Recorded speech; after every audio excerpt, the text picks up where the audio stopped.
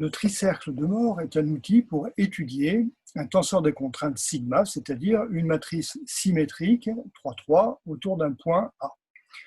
Si N1, N2, N3 est la base de diagonalisation de la matrice sigma, de valeur propre sigma 1, sigma 2, sigma 3, et si N est un vecteur normal quelconque de coordonnées Y1, Y2, Y3 dans cette base, T égale sigma N s'exprimera comme sigma 1, Y1, sigma 2, Y2, sigma 3, Y3 dans cette base. Alors pour I différent de J, on considère le produit scalaire T, c'est-à-dire sigma N moins sigma IN, T moins sigma JN, et on calcule que c'est égal à sigma K moins sigma I, sigma K moins sigma J, YK carré, où K est tel que IJK est une permutation de 1, 2, 3.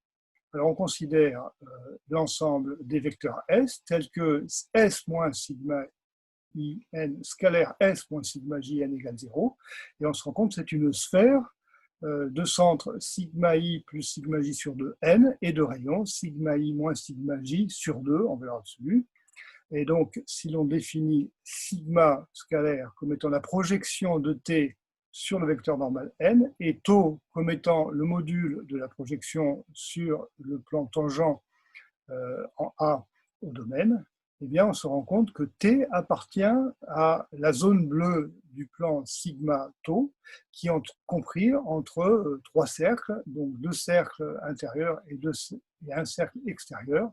Et on décrit ainsi l'ensemble des forces T, forces de surface, obtenues lorsque l'on fait varier le vecteur n.